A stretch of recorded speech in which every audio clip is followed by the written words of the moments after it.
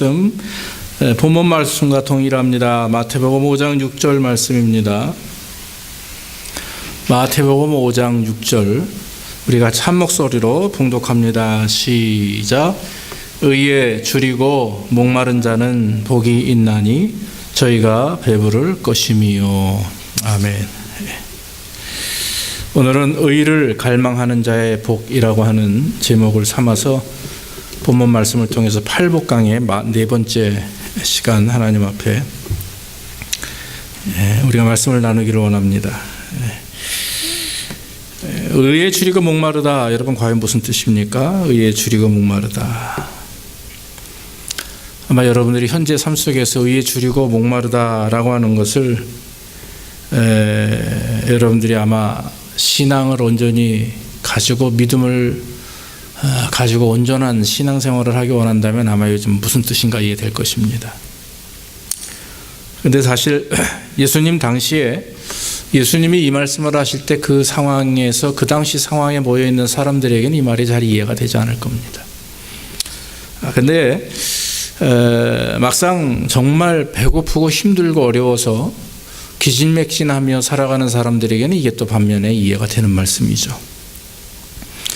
여기 보면은 줄이고 목마른 자, 그 다음에 배부르다 하는 말은 그 당시 예수님을 쫓아다니는 많은 그런 사람들, 제자들 외에도 아마도 기본 예수님을 쫓아다니는 사람이 아마 한 10,000명은 되지 않았나 싶어요. 왜냐하면 우리가 그 예로 오병이의 기적 때도 5,000명을 먹이시고 12강주리가 남았다 그랬습니다. 아시다시피 5,000명이라는 것은 이제 남자들, 성인 남자들만 셌기 때문에 10,000명 이상, 어떤 학자들은 12,000명, 15,000명도 얘기하지만 10,000명 이상의 사람들이 갈릴리 호수 주변에서 복음을 증거했던 예수님의 그 뒤를 쫓아다니면서 그 예수님의 말씀을 들었다라고 하는데 과연 그 가운데 진짜 진리의 말씀을 사모하며 쫓아왔던 사람이 몇 퍼센트가 되겠어요? 따지고 보면 그렇게 많지 않습니다. 주로 그 당시 자기의 삶의 문제를 해결받기 위해서 또 배고프고 힘이 드니까 저 양반 쫓아다니면 뭔가 오늘 내가 한 끼 먹을 수 있지 않을까 그런 마음도 있었을 것이고, 병자라든지 이렇게 오래 지병을 앓고 있는 사람들이라든지 이런 많은 사람들이 뭔가 기적을 통해서 나음받기 위해서 오는 사람들도 있었을 것이고, 여러 가지 상황에 따라서 자기가 원하는 것을 얻기 위해서 주님을 따랐던 사람들이 많았을 것입니다. 그런데 공통적인 게 하나 있어요. 뭐냐면 모두가 다 가난했다라고 하는 거죠. 로마 귀족들이나 귀부인들이 따라온 게 아니라 모두 다 가난한 팔레스틴 즉 이스라엘 지역의 가난한 사람들만 쫓아다니는 거죠. 어떤 추석 역사에 보면은 그 당시 1인당 하루 임금이 8페니네, 8페니. 우리가 여러분 페니는 길거리에 떨어져도 죽지도 않잖아요, 요즘에. 그 페니 8개, 그 8페니가 그 당시에 지금의 그 값어치가 그 당시 이스라엘 사람들의 하루 임금이라고 이렇게 역사들은 말합니다. 그러니까 얼마나 힘들고 어려웠겠어요. 한 주에 한 번 고기를 먹기도 어렵답니다. 매일 그냥 야채숲이나 먹고 빵이나 먹고 물 마시고 이런 식으로 인생을 살았던 거죠. 그러다 보니까 그들은 허기와 경제적인 문제로 굉장히 심한 고통을 당하고 있었습니다. 그리고 그들의 갈증은 오히려 더해서 아시다시피 이스라엘에는 물이 귀하죠. 그러다 보니까 집집마다 수도를 설치한다는 것은 있을 수가 없는 얘기고, 멀리 떨어져 있는 우물에 가서 물을 길러다 먹어야 되는데 가난한 사람들은 그것도 쉽지 않았다라고 하는 것입니다. 한번 밖에 나가면 모래 폭풍이 그렇게 심했대요. 그래서 천을 가지고 이스라엘 옷들 보면 아시다시피 커다란 천을 뒤집어 쓰고 다니죠. 입을 틀어막고 눈과 귀를 막아도 한번 나갔다 들어오면 온몸에 그 먼지가루가 뽀얗게 내려앉을 정도로 굉장히 심각한 그런 상황에서 삶을 살았다라고 하는 것입니다. 지금 우리가 보면 이해할 수 없는 상황이죠. 여러분들 만약에 혼자 홀을 단신으로 사막에 가서 한번 길을 걸어봐 그러면 아마 느끼실 겁니다. 그 모래바람을 맞으면서 그 길을 걷다 보면 정말 몸 아무리 얼굴을 감추고 몸을 감춰도 맨몸에 아주 심한 그 모래가루가 묻어있는 것을 경험하게 될 것입니다. 저는 그런 경험을 한번 해본 적은 있었습니다. 사랑하는 성도 여러분, 현재 우리의 삶 속에서는 도저히 이해할 수 없는 상황입니다.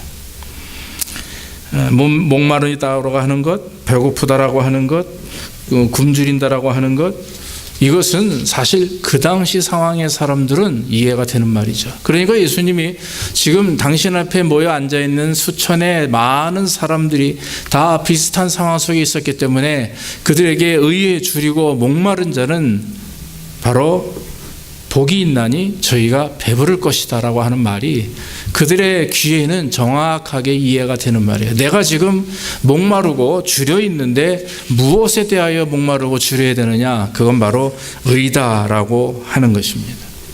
예수님께서 우리에게 말씀하시는 것은 거꾸로 말씀하는 겁니다. 의에 줄이고 목마른 것처럼 지금 굶어 죽을 것 같고 물이 없어서 목말라 목이 타서 죽을 것 같은 심정으로 주님을 갈망하고 의지하는 자에게는 주님께서 배부르게 축복하실 것이다 라고 하는 말과 동일한 내용입니다. 여러분, 한 끼 밥을 안 먹어도 힘들어요. 마음 먹고 금식기도 해도요, 하루 이틀 하기가 쉽지 않은 게 오늘날 우리의 모습입니다. 그런데 이 당시 사람들은요, 굶는 것을 밥 먹듯이 해요. 그렇기 때문에 배고프고 목마른 것을 해결하기 위해서는 무슨 일도 합니다. 어떤 행동도 합니다.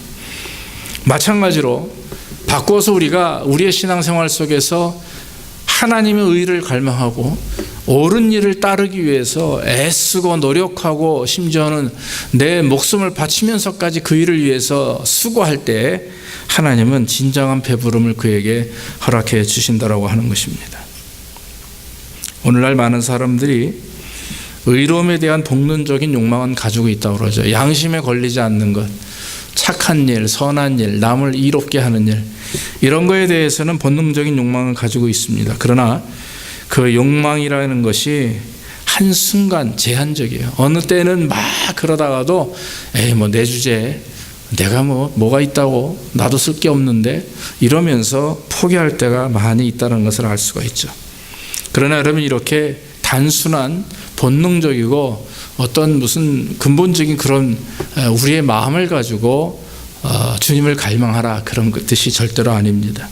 오늘 말씀에 의에 줄이고 목마른 자는 복이 있다, 저희가 배부를 것이다 라고 하는 말 안에는요, 과연 의가 무엇인가 우리가 먼저 알아야 되는데, 의라고 하는 단어를 구분해 보면 세 가지 의미가 있습니다. 첫째는 법적인 의미가 있습니다. 재판관이 공정하게 이렇게 재판하는 것을 의롭다, 즉 공의라고 하죠. 그런 의라고 하는 의미가 있고, 두 번째는 하나님의 속성, 하나님의 말씀대로 순종하는 것을 의라고 합니다. 그리고 세 번째는 철학적인 의미로서 악을 행하기보다 선을 행하는 것을 의라고 합니다. 자, 그럼 우리가 여러분 이 강단에서 하나님의 말씀을 듣는 저와 여러분들이 재판관에 대한 걸 얘기를 하겠어요? 무슨 철학적인 얘기를 하겠어요? 우리가 해야 될 일은 무엇입니까? 바로 하나님의 말씀 안에서 하나님이 원하시는 그런 신앙적 의의가 무엇이냐 하는 거죠. 하나님의 말씀과 하나님의 하시고자 하는 계획과 질서를 따라 순종하는 것이 의인 줄 믿습니다. 저와 여러분들의 삶 전체가 무엇에 의해서 인도함을 받아야 되느냐? 하나님의 의로 인해서 인도함을 받아야 되는 거죠. 그렇기 때문에 하나님의 의라는 것이 말씀과 하나님의 뜻이라고 했으니까 우리의 인생이 하나님의 말씀과 하나님의 뜻에 맞게 이끌림을 당할 때, 다시 말하면 저와 여러분들이 순종해 나갈 때 진정한 배부름이 우리 안에 있다라고 하는 겁니다. 할렐루야. 네. 그래서 여러분, 우리는 이 의를 갈망해야 돼요. 그래서 의에 줄이고 목마른 자는 복이 있다, 이 말은 의를 갈망하는 자, 갈망하되 애타게 부르짖고 찾는데 굶주린 자와 같이, 목마른 자와 같이 이렇게 갈망하는 사람에게 복이 있다라고 하는 거죠. 여러분, 우리 인생의 가장 기본적인 것이 무엇입니까? 사실 먹고 마시면 아니겠습니까? 그러니까 오늘 예수님도 그 당시 따라왔던 많은 백성들이 그런 어려운 상황이었고, 먹고 마심의 문제가 우리 인생의 가장 중요한 문제인 것을 주님도 아시기 때문에, 그래서 여러분, 예수님이 신의 시험산에 가가지고 금식하며 기도하실 때 마귀가 예수님을 처음에 시험한 게 뭐예요? 저 돌이 떡이 되게 하라, 이거 아닙니까? 인간이 넘어지기 가장 쉬운 문제, 가장 근본적인 문제가 먹고 마심 아니에요. 그런데 예수님이 뭐라고 대답하세요? 사람이 떡으로만 살 것이 아니라 하나님의 입에서 나오는 말씀으로 살 것이다. 그렇게 물리치셨죠. 그래서 여러분, 사실 이 먹고 마심의 문제가 해결되지 않으면 우리 인생이 어려운 건 사실입니다. 2004년도 6월 초 기억합니다. 그때 40도 안 된 젊은 엄마가 자살을 하는데 14층 높이에서 7살짜리 딸을 던지고 3살짜리 딸을 던져요. 실제 있었던 일이죠. 한국에 두 아이가 떨어져 죽습니다. 연거퍼서 5살 난 아들을 가슴에 품에 안고 떨어져요. 한순간에 엄마와 그 30대 후반인가요? 엄마와 자녀 넷이 떨어진 걸 보고 제가 그때 충격을 받은 적이 있었어요. 그때 이유가 뭔가 하면 그저 배고픔이었어요. 살 길이 막막하니까. 남편은 떠나버리고, 그리고 살 길이 혼자 막막하고 너무나 어리니까 일도 못하고 그렇게 전전긍긍하다가 결국 선택한 것이 같이 죽자 이거예요. 예. 여러분, 그게 문제가 그때 저는 정말 먹는 것이, 또 먹고 사는 문제가 저렇게 힘이 들어서, 어떤 사람은 그러죠. 죽을 용기가 있으면, 자살할 용기가 있으면 얼마든지 살 수 있다고 그러는데요. 근데 그렇게 쉽게 말할 수는 있습니다. 그러나 막상 당사자가 그 입장이 되면 모르겠어요. 얼마나 여러분 고통스러웠겠어요. 오죽하면 그렇게 결심을 했겠어요. 근데 그 문제가 과연 그 사람만의 문제냐? 저는 그렇게 생각하지 않습니다. 모든 사회적인 문제일 수도 있다고 저는 믿어지죠. 그런데 여러분, 더 심각한 문제는 뭐냐면, 그 먹고 사는 문제에 고민하며 또 그걸로 인해서 낙심하고 할 때 정말 그분이 하나님을 알았더라면, 그런 건 내용이 없었으니까 뉴스에, 정말 진정한 그 배고픔을 해결할 수 있는 그 빛을 보았다면 하는 생각이 들었습니다. 사실 먹고 사는 문제가 힘들면은요, 모든 게 힘들어집니다. 그래서 많은 사람들이 고백하죠. 이 가난이 계속되면 정신적인 스트레스, 고난을 받죠. 근데 여러분, 정신적인 고난이 진행 계속되잖아요. 그럼 영적 고난까지 받아요. 그렇기 때문에 이 그리스도인들이 이 땅에 살아가면서 그 당시 이 초대교회, 특히 예수님이 계실 때 이 지역보다도 예수님이 돌아가시고 부활 승천하신 다음에 그 사도들이 복음을 증거했던 그 시대는 더 핍박과 어려움이 있었을 때인데 더 가난했어요. 더 힘들었고. 그런데 그 초대교회 성도들이 예수님이 계셨을 때 예수님을 쫓았던 사람들보다도 더 신앙적으로 성직했던 이유는 뭐냐면, 그들이 그리스도를 알았기 때문에, 하나님을 만났고 성령 체험을 했기 때문에, 그 당시 그 사람들이 더 힘들고 어려웠어도 부활하신 예수님 다시 오시겠다고 하는 그 주님에 대한 부활신앙을 가지고 이겨내니까 어떻게 돼요? 과감하게 이길 수가 있었던 거죠. 심지어는 죽음의 자리에 섰을 때도 기쁨과 감사함으로 그것을 맞이할 수 있었다라고 하는 것입니다. 오늘날 여러분, 많은 사람들이 의의가 없어서 죽어갑니다. 자, 돈이 많아요. 많은 것들이 있었어요. 그럼에도 불구하고 늘 힘들고 어렵고 스트레스 받는 이유는 무엇입니까? 왜 오늘날 많은 사람들이 우울증이 있고 분노장애라는 것이 있고 스트레스로 인해서 암이 계속 발생하고, 10명 중에 기본 요즘에는 3명 중에 한 사람은 암으로 간다고 그래요. 자, 그러면 왜 이런 일들이 일어나게 될 것인가? 돌아보면 공허함이에요. 외형적인 모든 것들은 채워져 있습니다. 환경적인 모든 것도 있습니다. 그러나 내 안에 진정한 채움이 없어요. 진정한 배부름이 없는데 그게 무엇입니까? 공허함 때문에. 그런데 그것은 바로 하나님을 알지 못하기 때문에, 하나님을 알아도 믿지 못하기 때문에, 믿음이 없기 때문에 그 하나님을 믿고 의지하는 삶의 모습이 우리 안에서 진행되지 않기 때문에 생기는 것이 바로 이런 공허함. 세상 사람들이 일반적인 공허함이라고 하지만 예수를 안다고 하면서도 믿지 못하고 그저 들락날락 교회만 다니는 사람들의 심령 속에는 뭐가 있냐면 영적 공허함이라는 게 있는 거죠. 그렇기 때문에 하나님 앞에 우리가 온전히 서지 못하는 것이라고 하는 것입니다. 성경에서 말씀하시는 의에 대한 말씀은 남이나 사회나 국가적인 문제보다도 이것은 바로 나 자신의 문제인 줄로 믿습니다. 저와 여러분들의 삶의 문제예요. 레인홀드 니비라고 하는 그런 신학자가 있습니다. 이 사람이 20세기 초 아주 훌륭한 신학자인데 이분이 말하기를 사람의 제 아무리 사람이 의롭고 도덕적으로 살려고 해도 사회가 도덕적이지 못하고 악을 행하도록 유도하기 때문에 인간은 결국 비도덕적인 죄를 짓고 만다 이렇게 얘기합니다. 내가 아무리 옳게 살려고 해도 세상 자체가 비도덕적이고 비윤리적이고 혼란하기 때문에 일반 사람은 아무리 의리를 가지고 노력을 해도 안 된다라고 하는 거죠. 그래서 이 사람이 하고 싶은 얘기는 뭐냐면 바로 내 의가 아닌 내 수고의 노력이 의가 아닌 바로 하나님이 주시는 온전한 의를 통해서 그것을 바라볼 때 세상의 모든 사악한 것들을 이길 수가 있다고 하는 것입니다. 믿습니까? 인간의 힘으로는 불가능한 일이죠. 로마서 3장 11절에 의인은 없나니 하나도 없다 그랬습니다. 우리가 속한 사회가 아무리 이렇게 죄가 많고 문제가 많아도 우리의 인생이 하나님 앞에 내 이 세상에는 의인이 없습니다. 저도 의인이 못 됩니다. 그러나 그리스도로 말미암아 의롭다 하심을 얻은 저 자신이기에 내가 주님 바라보며 믿음으로 살 때에 세상의 모든 문제들을 이겨낼 줄로 믿습니다라고 하는 고백과 믿음을 가지고 살 때 거기에 역사가 일어나게 되는 것입니다. 여러분, 의의 기준이 무엇입니까? 바로 하나님의 의의 기준입니다. 내 의도 아니고 내 수고와 내 선행도 아니고 내가 마음 먹고 바로 사는 어떤 그런 내 어떤 착각 의지도 아닌 바로 철저한 하나님의 의.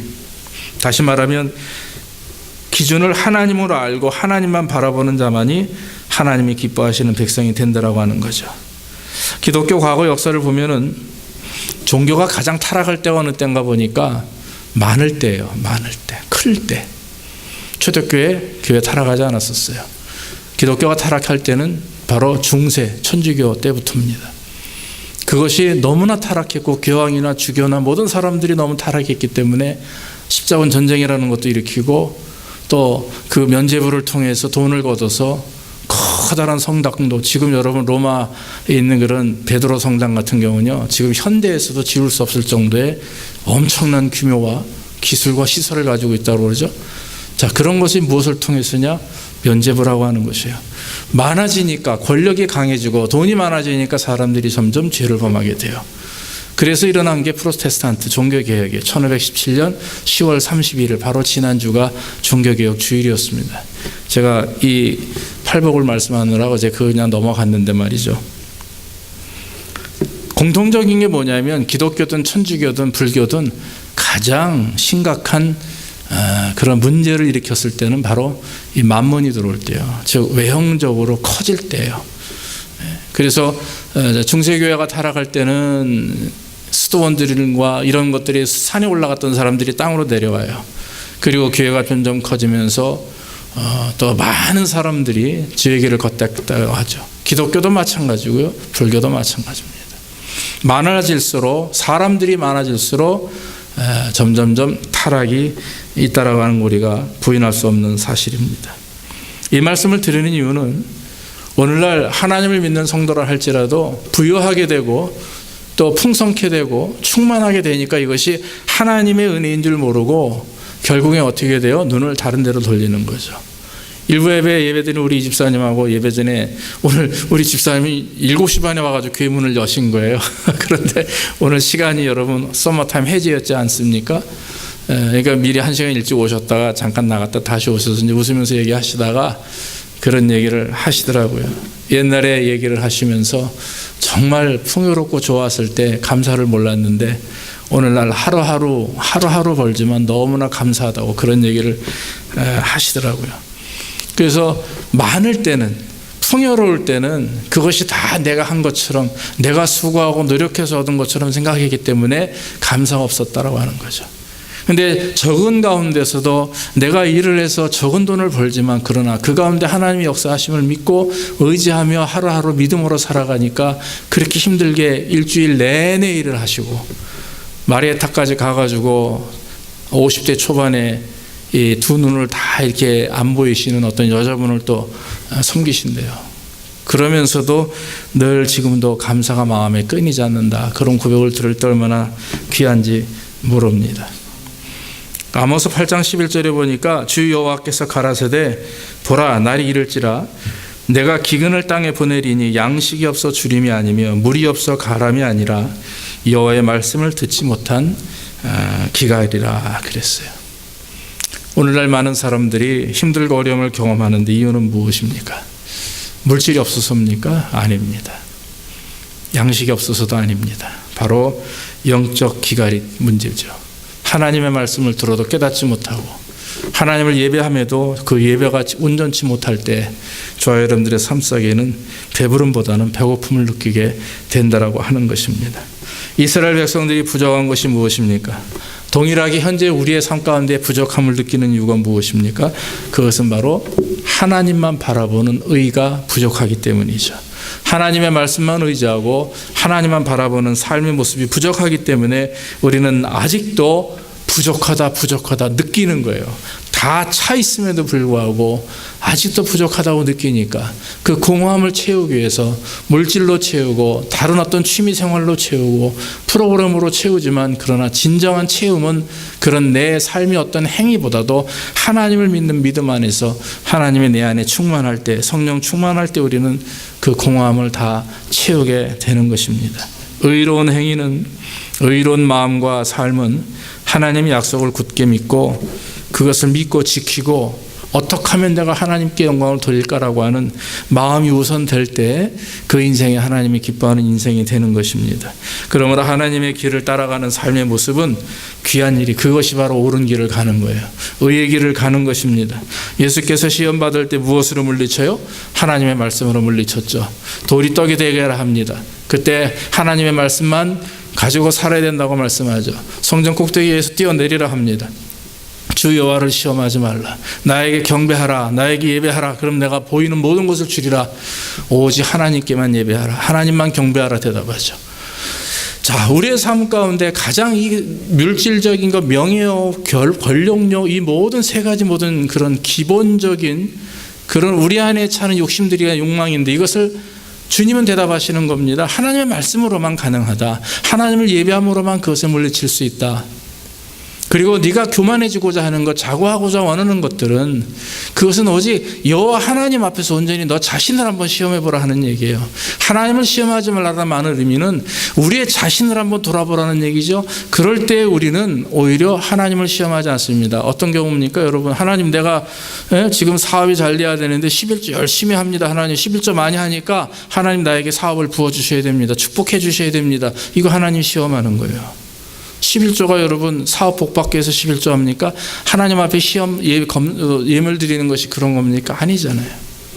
성도의 도리고 의무이기 때문에 하나님 앞에 감사하는 마음으로 드려지는 것이요. 주신 것이니까 10의 1을 나눠서 드리는 거죠. 그런데 그것이 하나님을 시험하는 도구가 되어서는 안 되는 것입니다. 사랑하는 성도 여러분, 예수님은 말씀합니다. 나는 길이요 진리요 생명이니 나로 말미암지 않고서는 아버지께로 올 자가 하나도 없다 그랬어요.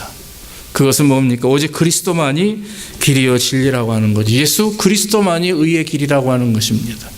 우리가 아무리 책을 많이 읽고 공부를 많이 하고 아무리 어떤 수련을 많이 쌓아도 의로울 수 있는 방법은 없어요. 오직 하나님의 말씀만 따라가는 것. 비록 부족하고 연약해도 가난한 여인과 같이 두 렙돈을 하나님께 헌금한 과부와 같이 주님 나는 죄인입니다. 세리의 기도처럼 하루하루 부족하고 연약함을 고백하면서 자기 자신의 그런 욕망과 욕심을 내려놓으며 힘들고 어렵게 주님을 쫓는 자들이 오히려 하나님이 기뻐하는 자들이지, 바리새인들처럼 난 이거 잘했고 저거 잘했고 난 이렇게 했고 저렇게 했으니까 하나님 나에게 이렇게 하셔야 됩니다라고 오히려 블레임하는 성도들은 하나님 앞에 온전치 못하다고 하는 거죠. 사랑하는 성도 여러분, 시험이 오거나 신앙의 문제가 생길 때 우리는 과연 무엇을 돌아봐야 됩니까? 나 자신을 돌아봐야 될 줄로 믿습니다. 분명히 그 안에는 문제가 있습니다. 바로 하나님을 따르지 않고 다른 샛길로 빠져있는 나의 모습, 하나님과 세상을 같이 겸하여 섬기고 있는 나의 모습, 속된 말로 양다리 걸치고 있는 내 모습을 발견할 때마다 우리는 온전한 의의 길에 서 있지 않음을 고백하게 되는 것입니다. 이와 같이 하나님의 의를 말씀대로 사는 것을 갈망하며 의지하되 목마른 자와 같이 배고픈 자와 같이 하나님을 의지하는 자에게 하나님이 복을 주시는데 그건 무엇입니까? 배부른 복이에요. 배부른 복. 예, 여러분들 예상하듯이 배부름이라는 두 가지 의미가 있습니다. 내적 배부름과 외형적인 삶의 충만이 있습니다. 내적인 배부름은 여러분 시편 23편 1절에 보면 여호와는 나의 목자시니 내가 부족함이 없으리로다. 너무나 잘 아는 말씀이에요. 다윗이 목동 시절에 하나님을 찬양하며 했던 말씀입니다. 자, 자기가 목동으로 수십 마리 이상 수백 마리의 양을 데리고 다 이끌고서 어디로 갑니까? 푸른 초장 쉴만한 물가로 가요. 풀어놓고서는 이 목자는 잠을 자지 않고 지팡이와 막대기를 들고 누가 다른 짐승이 와서 우리 양을 해치지 않나 지켜보호하고 있죠. 양들은 그런 거 신경 안 쓰고 그냥 널브러져 가지고 말이죠, 편하게 쉬고 있고, 어떤 녀석들은 물가에 가서 묵을 죽이고 있고, 어떤 녀석들은 무리를 지고 풀을 평화롭게 뜯어먹고 있고, 어떤 아이들은 서로 장난하고 있고, 그걸 보면서 목자의 마음이 얼마나 평안했겠어요. 그러면서 생각하는 거죠. 아, 나는 저렇게 양과 같이 철저하게 목자만 의지하며 그저 평안함을 누리는 그런 내 영혼, 내 자신에 대해 하나님 앞에 감사하며 고백하는 것이 다윗의 시편 23편이에요. 목자가 되었기 때문에 그걸 깨닫게 된 거죠. 사랑하는 성도 여러분, 저희가 하나님을 온전히 의지하고 믿고 나아갈 때 우리에게 오는 가장 첫 번째 은혜는 뭐냐면 내적 영적 충만이에요. 내 안이 평안함을 느낀다라고 하는 거죠. 그래서 이 내 안에 진정한 평안이 있게 되면 여러분 어떻겠습니까? 하나님으로부터 내려오는 평안, 주님이 주시는 평안, 평안을 끼치노니 나의 평안을 너에게 주노라 그랬어요. 이 평안은 세상과 같지 아니하다. 요한복음 14장 27절에 그러죠. 그리스도께서 주시는 평안은 나의 평안, 다시 말하면 예수 그리스도가 간직하고 계시는, 아니 예수님이 주장하시는 평안이에요. 그래서 내 안에 진정한 평안은 그리스도가 충만할 때 진정한 평안을 의미하는 겁니다. 예수님은 밖에 계시고 툭 이거나 받아라라고 우리한테 던져주는 어떤 물질적인 부분이 아닙니다. 바로 주님이 우리 안에 오셔서 좌정하시고 앉으셔서 모든 세상 근심 걱정 다 내려놓도록 성령 충만케 하시고 힘들고 어려워도 믿음으로 나아갈 수 있도록 인도하시는 그 하나님의 은혜가 있을 때에 우린 진정한 평안을 얻게 되는 거죠. 그래서 여러분, 주님이 함께 하시겠다 이거예요. 힘들고 어려움이 있어도 걱정하지 말아라, 내가 다 이룰 것이다 라고 하는 내적 평안. 또 한 가지는 진정한 풍요로움입니다. 생활 속에서 이루어지는 축복이죠. 저는 저의 주변에 예수 잘 믿고 대대로 신앙생활 잘해서 복을 받는 가족들 너무나 많이 있습니다. 우리 집사님들도 다 그렇게 되고 있고 될 줄로 믿습니다. 자녀가 잘 되고 영원토록 3대 4대 하나님 은혜 안에서 복을 받게 될 것입니다. 그것은 분명히 하나님의 약속이에요. 왜냐하면 믿음을 가지고 살아가는 성도들에게는 그 대만 복을 주시는 게 아니거든요. 대대로 하나님의 역사하심, 바로 영적 계류라는 게, 흐름이라는 게 있기에 하나님께서 계속해서 그들을 축복하시고 인도해 주실 줄로 믿습니다. 그래서 우리 세대가 너무나 중요한 거죠. 우리의 전 세대보다도 현재 우리 세대가 더 중요하고 또 우리 다음 세대가 더 중요한 것입니다. 그런데 우리가 믿는 것은 이런 생활의 축복, 영적인 모든 그런 축복들이 이루어진다라고 하는 사실입니다. 여러분, 영이 만족하고 평안하면 삶 가운데 어떤 활력이 넘치지 않습니까? 매사가 긍정적이죠. 사는 목적과 이유가 달라지기 때문에 그래요. 제 주변에는 정말 신앙생활하면서 기쁘고 즐겁게 생활하는 분들이 많이 계신데 물어보면 대답이 근심과 걱정이 없어요. 왜 없겠어요? 표현 안 할 뿐이죠. 그러나 왜 표현 안 하겠습니까? 하나님을 믿는 믿음이 있기 때문에. 그래서 오히려 삶의 목적과 이런 방향이 달라져요. 일반 내가 예수 믿기 전과 믿은 이후에 삶의 목적과 방향이 달라지니까 감사가 있는 거예요. 믿음이 있으니까. 하나님이 인도하시고 축복하실 일에 대한 기대가 있기 때문에 그런 걱정하지 아니하고 하나님을 의지하며 나아가니까 매사 긍정적이고 매사가 다 하나님 앞에 영광 돌리는 그런 풍요로운 삶을 느끼게 된다라고 하는 것입니다. 사랑하는 성도 여러분, 옛날에 제가 부흥회를 많이 쫓아다녔는데 어릴 때 그런 소리 많이 들었어요. 영 통하면 형 통한다, 물 통한다, 이런 얘기 잘 했잖아요. 어릴 때부터 저는 그런 얘기를 들어왔습니다. 분명합니다. 저는 확신합니다. 하나님과 온전한 연결이 이루어지고 하나님과 잘 통하면 형통하게 될 줄로 믿습니다. 깜깜할 때 전기 코드에다가 탁 전기선을 넣고 있으면 온 세상이 환하게 불이 밝혀지듯이 저와 여러분들의 삶 가운데 암흑이 오고 낙심됨과 불편함이나 이런 것이 올 때 여러분 확인하십시오. 혹시 전기 코드가 빠져 있지 않은가? 다시 한번 꽂아 넣으시기 바랍니다. 분명히 하나님이 환하게 비춰주실 줄로 믿습니다. 그러므로 우리가 의를 갈망하되 목마른 자와 같이 배고픈 자와 같이 정말 갈망하고 하나님을 의지하면 하나님이 배부르게 하시는데, 그것은 영적 축복뿐만 아니라 나아가 삶의 축복까지도 하나님이 이루어 주신다 하는 건 여러분 믿으시고, 정말 초대교회 성도들과 같이 하나님을 의지하며 갈망하는 마음으로 영육 간의 복을 받는 역사에 있기를 주의 이름으로 축원합니다. 기도하겠습니다.